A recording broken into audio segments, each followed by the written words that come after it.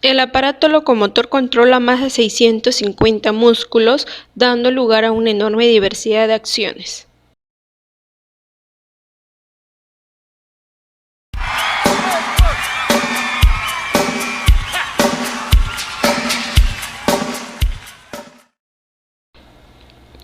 Cuando hablamos de trastornos de la motricidad, nos referimos a una serie de anormalidades leves a graves del tono muscular, postura, movimiento y adquisición de habilidades motrices.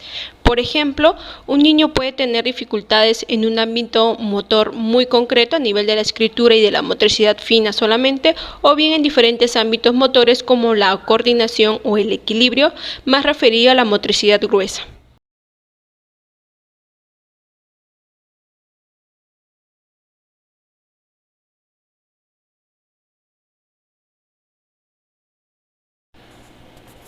La enfermedad del Parkinson es la segunda enfermedad neurodegenerativa más frecuente.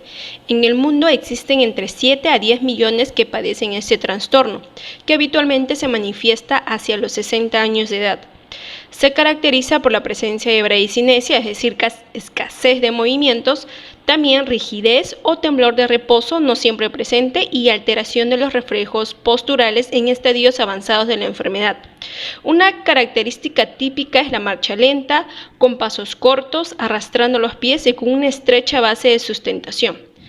También es frecuente la marcha festinante, es decir, esos pasos cortos pero rápidos, con el tronco inclinado hacia adelante y la cabeza por delante del cuerpo, de forma que parece que corre tras su centro de gravedad. Por otro lado, el freeze o imantación de la marcha es uno de los síntomas discapacitantes, también denominado como el bloqueo de la marcha. Se trata de una incapacidad transitoria y brusca para moverse o para desplazarse. Los pacientes refieren tener la sensación de tener los pies imantados, es decir, pegados al suelo. Asimismo, el freeze ocurre más frecuentemente al inicio de la marcha o durante los giros o al llegar al objetivo.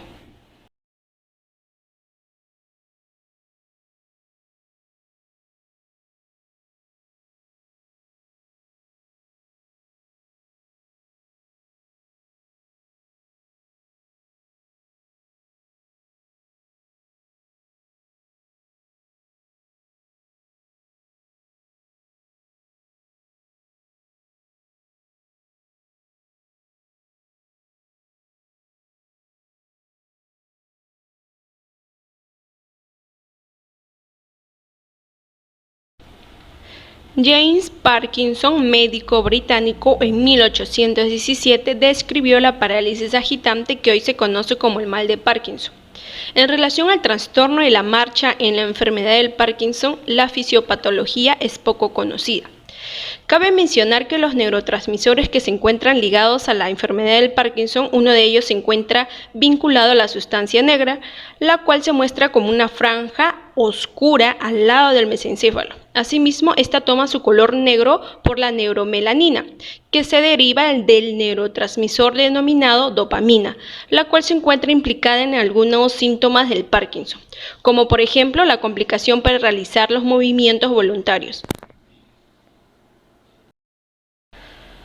Otro investigador relacionado a este trastorno es Harvey, premio Nobel por sus investigaciones sobre la dopamina y su relación con el movimiento y el tratamiento del mal de Parkinson. Este personaje en 1958 demostró experimentalmente que la dopamina estaba relacionada con la enfermedad de Parkinson. En su experimento con conejos demostró que al reducir la dopamina en conejos experimentales los volvía apáticos, les colgaban las orejas y no se podían mover. En el año 1972, este mismo personaje determinó que la dopamina es fundamental para la regulación de la motilidad muscular. La enfermedad de Parkinson no tiene un origen aparente, pero estudios recientes han establecido como una posible causa u origen a un problema del plegamiento de proteínas dentro de la neurona cerebral. El plegamiento proteínico sirve para que esta proteína logre cumplir su función biológica. Caso contrario, si no logra plegarse correctamente, puede llegar a formarse agregaciones peligrosas, en este caso, un prión. El prión es una proteína mal plegada que puede formar grumos dentro de la neurona, lo que a largo plazo llega a ser tóxico para la neurona y termina matándola. El mal plegamiento no es un evento muy común, ya que las neuronas cuentan con sus propios mecanismos para evitarlas. Sin embargo, con la edad avanzada, los mecanismos de la neurona suelen fallar, así también como los de protección, por lo que en la vejez se presenta mayor incidencia de trastornos neurodegenerativos junto con el Parkinson. La enfermedad Cuando se produce el mal plegamiento de una proteína, normalmente este se inicia cuando un gen mutante o lesión celular afecta a las proteínas precursoras cerebrales, las cuales siempre son manejadas por los genes del ADN para su codificación y hacen que se plieguen defectuosamente, sin que los mecanismos internos de protección neuronal puedan evitarlo.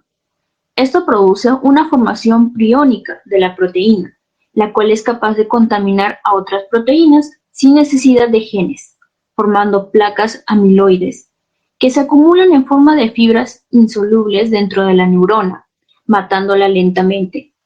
Posteriormente, los priones se desprenden de las neuronas afectadas y se propagan a otras neuronas, afectándolas así también. La enfermedad de Parkinson se origina en la sustancia negra, la cual contiene las neuronas dopaminérgicas o generadoras de dopamina, al igual que el núcleo subtalámico. Al ocurrir la muerte de las neuronas, causadas por los cuerpos de Lewy, dentro de la sustancia negra, al trasladarse a los ganglios basales a través de la vía nigroestriada, llevan en menor cantidad. Los ganglios basales envían entonces la información al lóbulo frontal, vinculada a las funciones cognitivas y de control motor, especialmente en lo referente al control oculomotor, esquelomotor, la memoria operativa, la atención y el comportamiento emocional. La enfermedad de Parkinson Si bien el Parkinson tiene implicaciones motoras, también puede llegar a afectar a nivel cognitivo. Entre las funciones cognitivas mostradas está la disfunción ejecutiva y el déficit en la memoria procedimental, ya que, centrándose en el Parkinson, los ganglios basales son los más afectados, los cuales se encargan de los movimientos motores voluntarios, así como también se ve afectado el movimiento automático y el enlentecimiento para recordar cómo realizar dichos movimientos. Asimismo, hay un enlentecimiento para mantener la atención y la concentración, y en consecuencia, se produce una dificultad para seguir conversaciones complejas o resolver problemas complejos. Además, se presentan problemas para planificar eventos o actividades y elaborar pensamientos o ideas rápidas, siendo más lento el proceso. Por último, se manifiesta el olvido de acontecimientos o detalles de los mismos y las dificultades en el habla por no acordarse de palabras en concreto, puesto que los pacientes tienen dificultad para recordar información, pero en general el deterioro de la memoria es menor que en otros trastornos neurodegenerativos, además que se pueden acordar más rápidamente si hay pistas que la acompañen. Entonces, podemos ver de que no hay una supresión de las funciones cognitivas, sino que hay un enlentecimiento de estas o deterioro cognitivo leve, pero que conforme avanza la enfermedad podrían agravarse, especialmente en los estadios tardíos del Parkinson. Si bien Ante todo lo visto anteriormente, nos planteamos el siguiente problema de investigación. ¿Qué papel juegan los procesos psicológicos en la regulación de la locomoción de los enfermos de Parkinson? La filogenética del movimiento, específicamente del aparato locomotor, ha sido un proceso que ha abordado un tiempo de miles de años. Primero, la locomoción en los animales se genera en la sección medular completa. Los centros medulares son capaces de mantener y coordinar de manera estereotipada la marcha y el trote. En ese sentido, los animales poseen centros de control supraespinal para regular acciones estereotipadas o instintivas. Por lo tanto, no pueden evolucionar trastornos del movimiento, como la enfermedad de Parkinson o Huntington. Pues, en caso de presentarse esos cambios genéticos, el mecanismo de selección natural elimina inmediatamente al sujeto defectuoso. Simplemente no puede sobrevivir un animal con un aparato locomotor defectuoso. Puede decirse que los trastornos del movimiento surgen con el inicio de la motricidad en el ser humano, evolucionando el movimiento y postura gracias a los circuitos y redes neuronales responsables del inicio, dirección, coordinación y velocidad de la acción.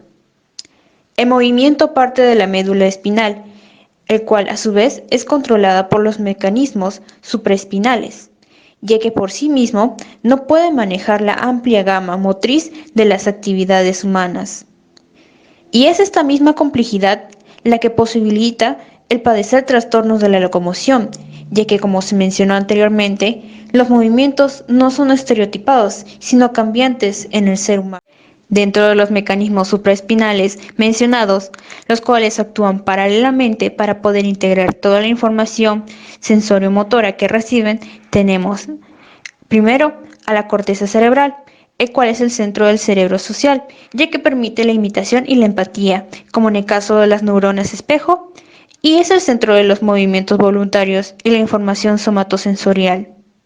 Dentro de los circuitos neuronales del cerebro, podemos ver a la corteza temporal inferior, la amígdala, al hipotálamo, el surco temporal inferior, la unión temporoparietal, la corteza estriada, el lóbulo parietal inferior y el giro frontal inferior. Por otro lado, los demás mecanismos son los ganglios basales, que conectados con el lóbulo frontal se encargan del control oculomotor, esquelomotor, el aprendizaje motor, la memoria operativa, la atención y el comportamiento emocional. Después se encuentra el cerebelo, el cual regula las actividades motoras, el lenguaje, atención, emociones, aprendizaje, entre otros. Por último se encuentra el diencéfalo, conectado bidireccionalmente con los ganglios basales y relacionado con el manejo de la información de ejecuciones y postprogramas que regulan el movimiento de áreas motoras corticales.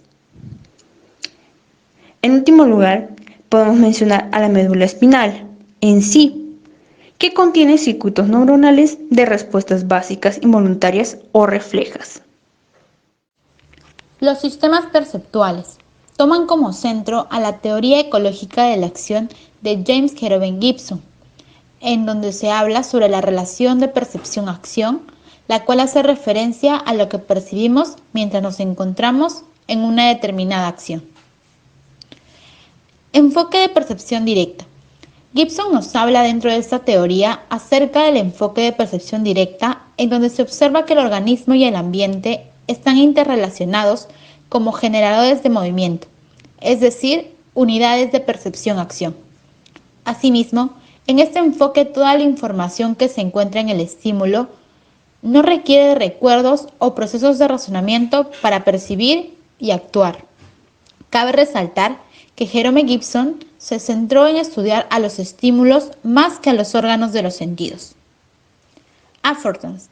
Dentro de esta teoría se utiliza el término affordance, el cual es tomada como una posibilidad de acción que describe una relación recíproca entre el sujeto y su entorno. Por ejemplo, un abismo puede invitar al sujeto a evaluar el salto si es que hay alguna utilidad en esa acción. Esta es la base de nuestra evolución filogenética. Cabe destacar que los affordance varían para los distintos sujetos dependiendo del nicho evolutivo y del estadio de desarrollo en que se encuentre. Propiedades de los affordance. Para la concepción de los affordance debe haber una combinación especial de propiedades. Primero, se debe tener en cuenta que los atributos físicos del objeto sean compatibles con el usuario. Segundo, que la información de los atributos del objeto sea compatible con el sistema perceptivo del sujeto. Y por último, que los atributos y las acciones que hacen posibles sean perceptibles y relevantes al usuario, así como compatibles con sus características físicas particulares. Affordance de los objetos. Puede ser comprendida como una invitación del objeto a utilizarlo, lo cual forma parte de la base de nuestra evolución filogenética. Asimismo, cabe destacar que no hemos evolucionado con analizadores sensoriales, sino con sistemas perceptuales, gracias a la locomoción para adaptarnos y sobrevivir. La percepción, la acción y la atención forman un sistema de orientación de la conducta. Sistemas perceptivos según James Gibson. Dentro de esta clasificación, el primer sistema es el orientador básico, el cual tiene como modalidad de atención la orientación general y como unidades perceptivas a los mecanorreceptores y receptores de la gravedad. Dentro de este sistema se utilizan los órganos vestibulares, los cuales son encargados del equilibrio del cuerpo. Por ejemplo, cuando un niño se sube a una tabla de equilibrio, su sistema vestibular se activa, permitiendo que pueda mantenerse en equilibrio para no caerse. Sistema auditivo. Su modalidad de atención es a través de la escucha. Sus unidades receptivas son los mecanorreceptores. Utiliza el sentido del oído, el cual tiene como función la orientación respecto a los sonidos de la naturaleza o de los eventos vibratorios. Por ejemplo, cuando un niño observa que va a haber una explosión, tiende a querer taparse los oídos dependiendo de la magnitud de dicha explosión. Sistema áptico. Este sistema tiene como modalidad de atención tocar o palpar y utiliza los mecanorreceptores y algunos termorreceptores como unidades receptivas. El sentido se encuentra en la piel, las articulaciones y los músculos. Cabe resaltar que los estímulos disponibles que tiene pueden estar relacionados con la deformación de los tejidos, la configuración de las articulaciones o el estiramiento de las fibras musculares. Asimismo, la información externa que obtiene puede ser el contacto con la tierra, los encuentros mecánicos, la forma de los objetos, los estados de la materia, entre otros. Por ejemplo, si un sujeto visualiza un libro que contiene el sistema Braille, analiza el poder tocar los puntos en relieve para ver si logra entender dicho sistema de lenguaje. Sistema gustativo olfatorio. Primero, el olfatorio. Este sistema funciona a través de la acción de oler, el cual se relaciona con la nariz y las unidades receptivas llamadas quimiorreceptores. Gracias a este sistema, el sujeto puede tener la composición química del medio como un estímulo disponible y también obtener la naturaleza de los olores como una información externa. Por ejemplo, cuando un sujeto tiene dos mezclas de igual apariencia, pero con distintos olores, evaluará la idea de oler ambas mezclas con la finalidad de identificar cada una de ellas. Sistema gustativo.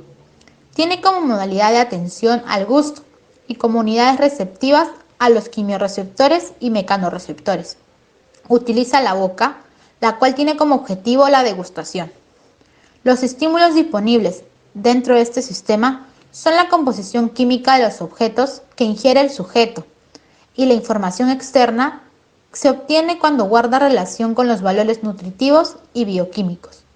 Por ejemplo, cuando se visualiza una ensalada de frutas y las texturas que tiene, el sujeto tiende a querer probarlas para así corroborar si son de su agrado o no.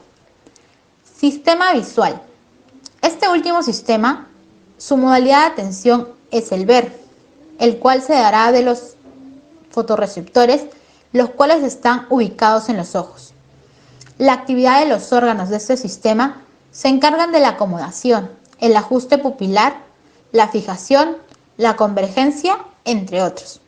Los estímulos disponibles que tiene se relacionan con la luz y la información externa que obtiene es acerca de objetos, animales, movimientos, eventos, entre otros.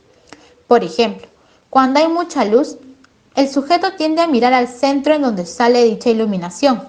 Un caso de ello sería cuando solemos mirar directamente al sol a pesar de que se nos es dificultoso. Es en la infancia donde se comienza a controlar la postura, a través de un desarrollo cinesiológico, pasando de la inestabilidad locomotora del neonato, que junto con los recursos, reflejos y patrones innatos, permiten una capacidad de orientación y exploración, llamado también affordance, para finalmente llegar al completo control locomotor. El objetivo del control postural es la orientación equilibrada de las partes del cuerpo, tanto al moverse como permaneciendo estático. Esto gracias al también desarrollo del sistema nervioso central, el cual controla las distintas posturas de tal forma que se responda satisfactoriamente al estímulo exterior.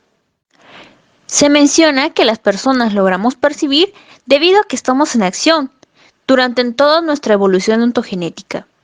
El affordance entra aquí como una explicación de por qué nos movemos, ya que todos los estímulos externos u objetos nos invitan a utilizarlos, comportándonos como agentes activos con el entorno y el medio ambiente, y convirtiéndose en la base de nuestra evolución ontogenética.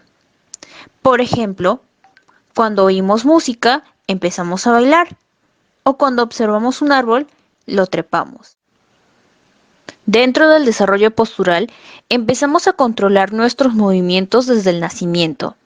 Sin embargo, al nacer ya venimos con un repertorio de reflejos motrices, los cuales son innatos y son de supervivencia, como pueden ser, por ejemplo, el reflejo de presión palmar, el reflejo del moro, el reflejo de marcha automática, la posición de cúbito lateral y demás respuestas de protección, como la flexión que realiza una persona con los brazos para evitar caerse. Desarrollo de la marcha. Siguiendo a Vygotsky, podemos afirmar que el desarrollo de la marcha bípeda se da en un contexto de interacción social entre el adulto y el niño. Cuando el niño se encuentra en el estadio 1, comienza el desarrollo de la marcha, por lo que necesita ayuda de personas más capaces que él, como por ejemplo sus padres, sus maestros, expertos o personas entrenadas en el tema. Ya cuando se encuentra en el estadio 2, necesita la ayuda proporcionada por el yo. Y al finalizar este estadio, el niño ya logra una capacidad desarrollada.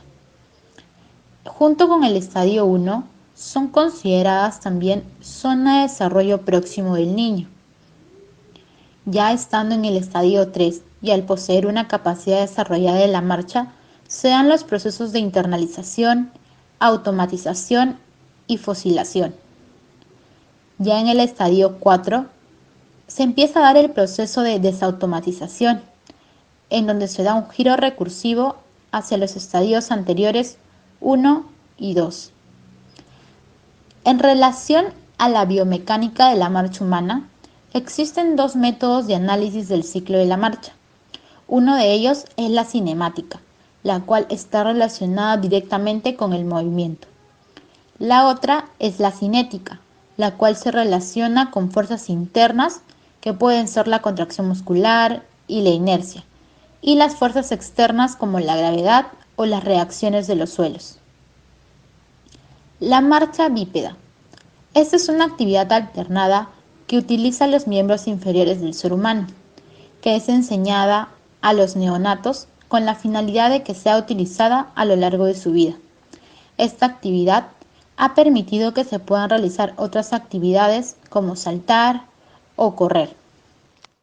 Yendo con el análisis microgenético, debemos entender que implica unidades de tiempo, de milisegundos y segundos, además del uso de diversos test psicométricos, que veremos dentro de unos minutos.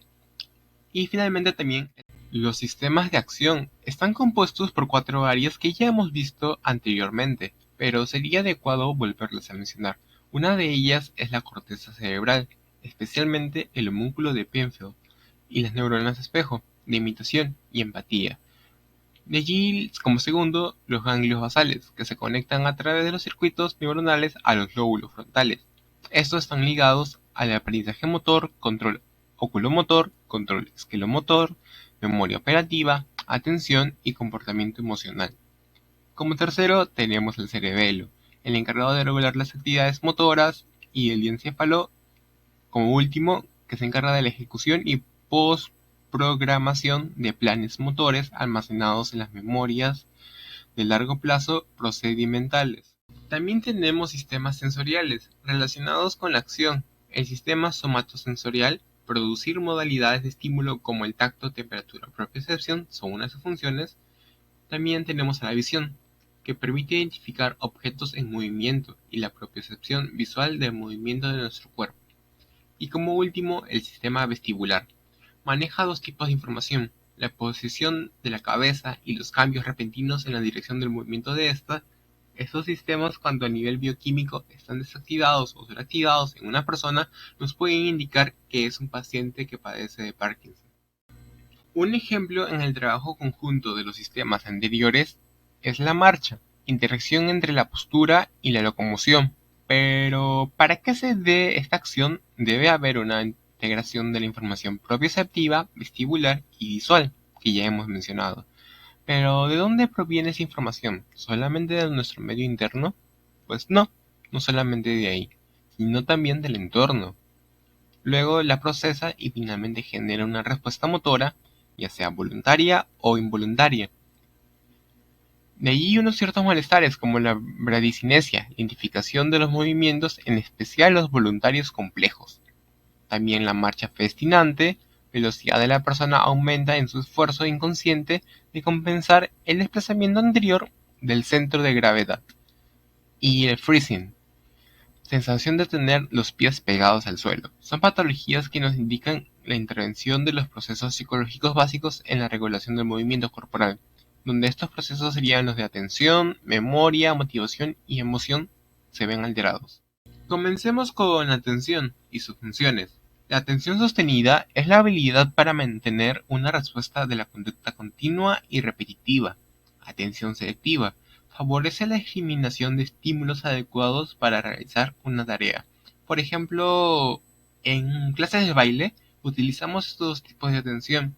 La atención sostenida para solamente centrarnos en los pasos del maestro y selectiva para evitar que otros estímulos se interpongan en la grabación de los movimientos.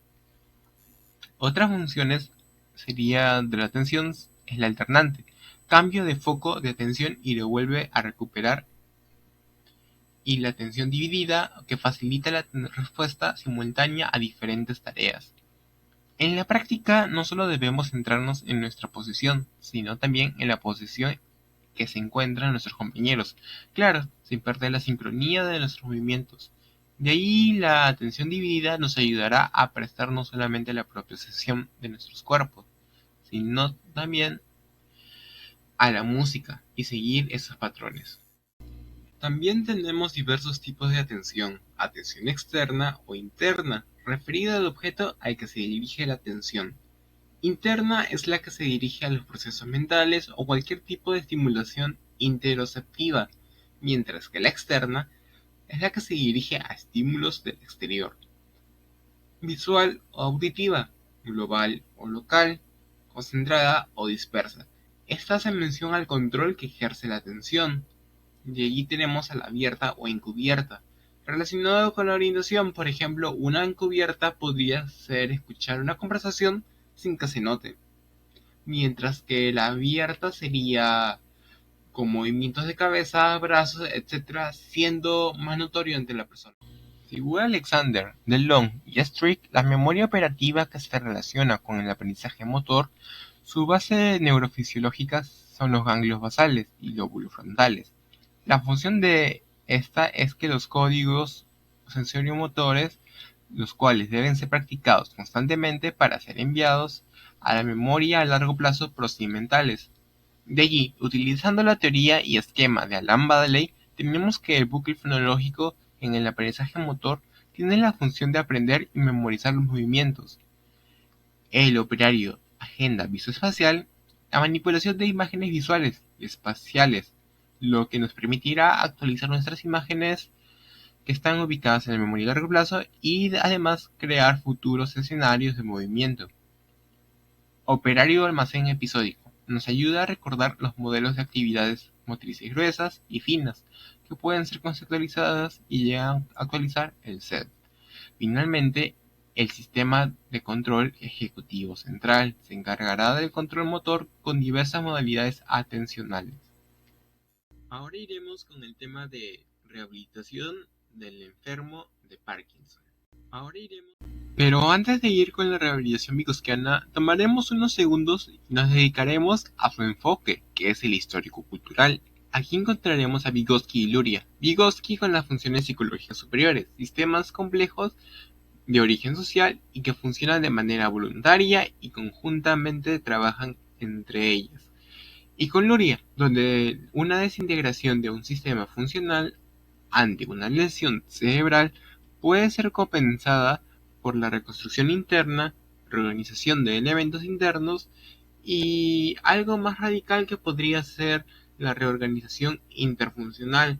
Se procede a adquirir estrategias más voluntarias para que sirva en la actividad cognitiva y la autorregulación del paciente. ¿Cómo romper el bloqueo de la marcha, o también catalogado como freezing? El psicólogo ruso Vygotsky probó en 1934 una técnica para romper el bloqueo de la marcha en pacientes con Parkinson. En este entonces, Vygotsky demostró la existencia de relaciones extracerebrales en la actividad de marcha del ser humano. Pero, ¿qué es a los que nos referimos exactamente? El freezing o bloqueo de la marcha también se caracteriza por la sensación del paciente de que sus pies están imantados y pegados al suelo. Entonces, ¿cuáles son los procedimientos para romper el bloqueo de la marcha? El terapeuta debe activar los diferentes sistemas funcionales complejos del cerebro para romper el freezing y también los siguientes trucos visuales y auditivos. En este punto, la MO del paciente activará diversas rutas para activar los planes motores de las MLP procedimentales. Entre estas técnicas mencionadas, haciendo referencia a los trucos visuales y auditivos para lograr este objetivo, tenemos pegar cintas adhesivas de colores en el suelo a manera de peldaños. En este procedimiento, el terapeuta induce al paciente a imaginarse subiendo una escalera. Entonces se contará los pasos a viva voz para guiar los pasos de la marcha. Otro también es poner música, como pegar cintas adhesivas en el suelo para guiar los pasos del baile, induciendo al paciente a imaginar que está bailando y deberá realizar movimientos de balanceo sobre las cintas pegadas en el suelo. Otro también es pegar las cintas adhesivas en el suelo. El paciente imaginará que está marchando, activando los pasos a viva voz, 1, 2, 1, 2, etc. Como ya sabemos, el Parkinson no solo afecta a las habilidades motoras, sino también a las funciones neuropsicológicas superiores. Para ello es que se han establecido diversos tipos de mediatización. El primero que conoceremos será la mediatización sensorial. Entre ellos tenemos a los marcadores visuales para mejorar la locomoción al momento de escribir. También mejora la atención y orientación en el espacio. Otro que conoceremos será el metrónomo, para rehabilitar el ritmo de locomoción. De allí el segundo tipo de mediatización es la mediatización semántica, que encontraremos a las relaciones lógicas que facilitan la comprensión y reproducción de ideas. También tenemos a las imágenes visuales, ligadas a la formación de memoria visual. También estas sirven para toda esta mediatización semántica, sirve para crear hábitos que permitirán la agrupación semántica de las palabras y representaciones visuales. Estas toman lugar en la rehabilitación de la memoria. Como tercero y último tenemos a la mediatización emocional. Tenemos a los juegos de computación que están ligados al fomento y orientación espacial.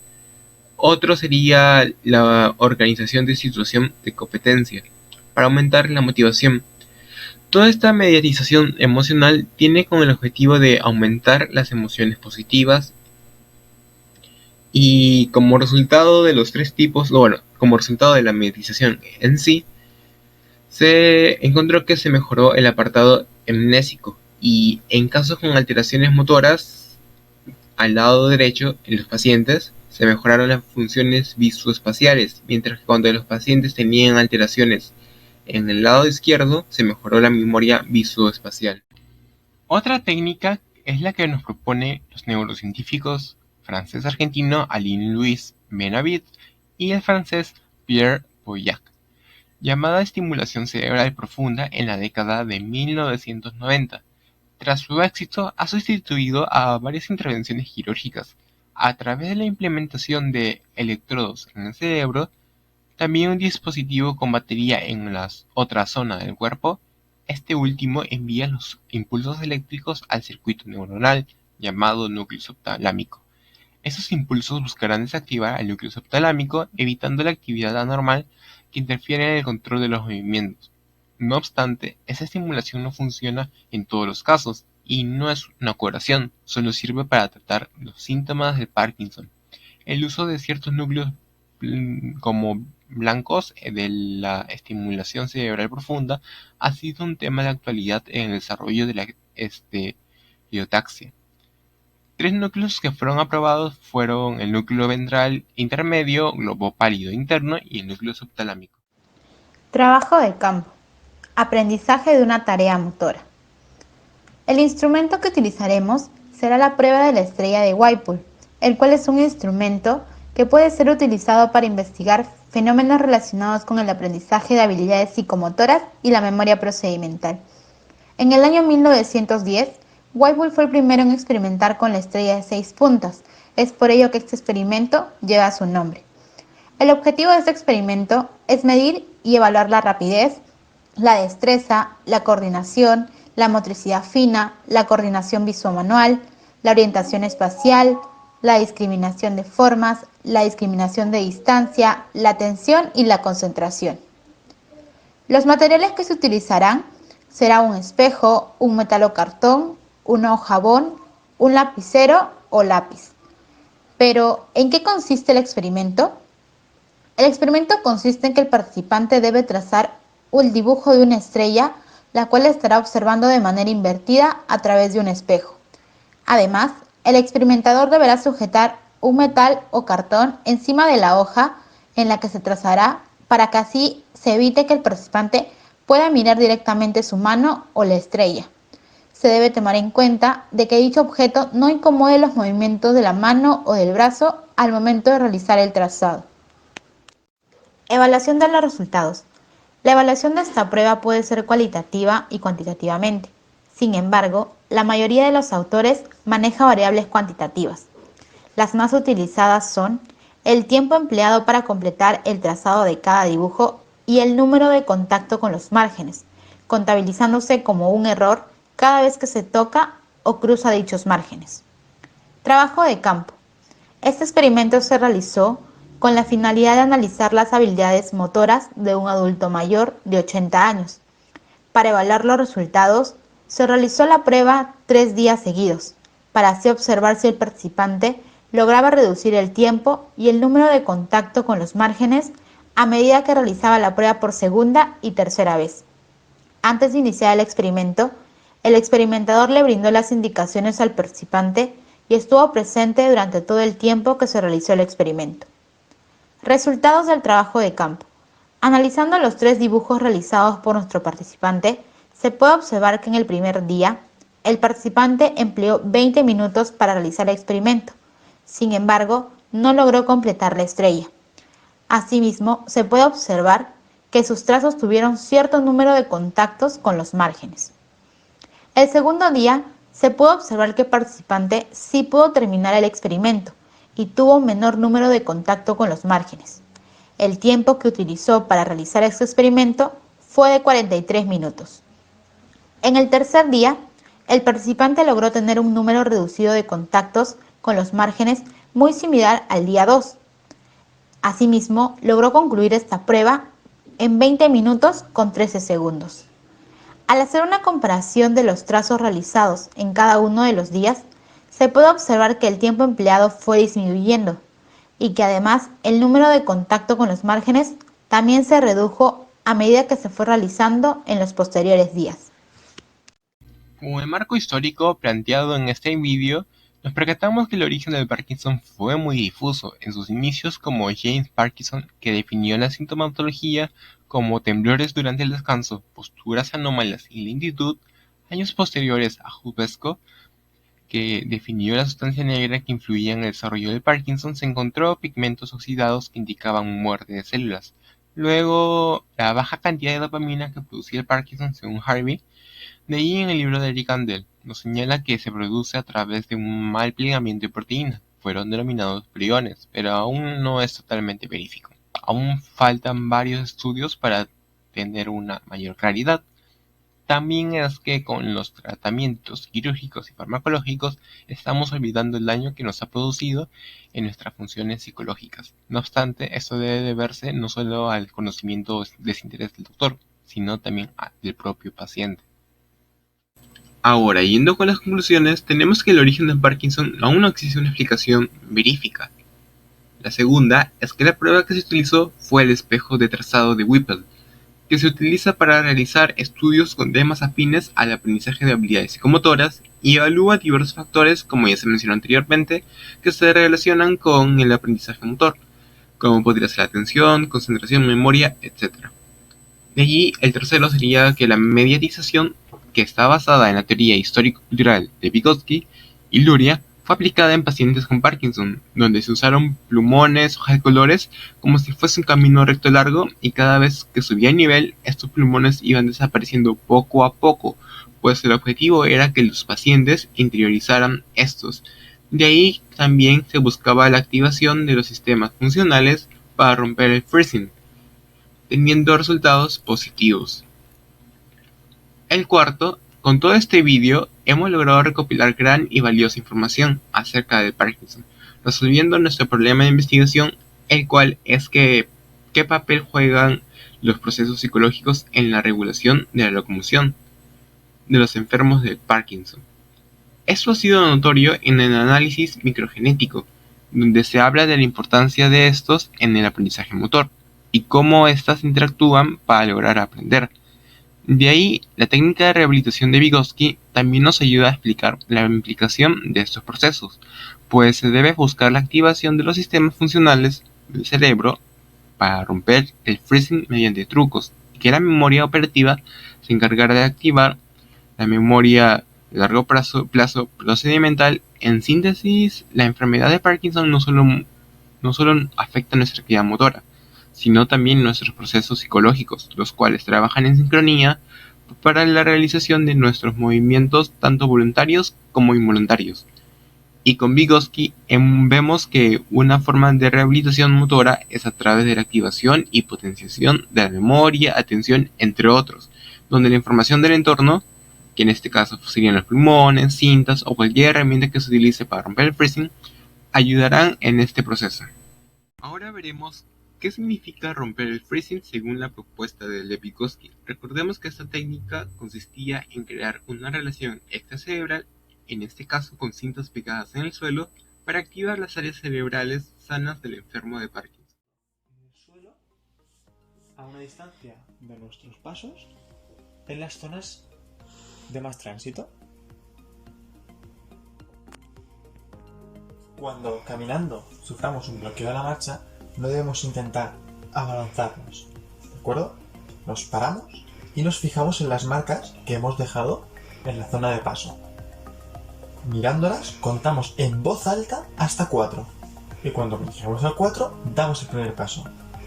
1, 2, 3, 4. Otra vez. 1, 2, 3, 4. Fijándonos en el punto que hemos marcado. Y una última vez. 1, 2, 3, 4. Y saldremos del bloqueo de la... Finalmente, con las recomendaciones. La primera es que durante el proceso de mediatización debemos estar al tanto del estado emocional del paciente, pues al no estar en sus óptimas condiciones puede verse bloqueado y el tratamiento no tendría efecto alguno. Asimismo, recordar que existe una clasificación de la mediatización que es de utilidad para mejorar las áreas afectadas por la enfermedad. Tenemos a la mediatización sensorial, semántica y emocional.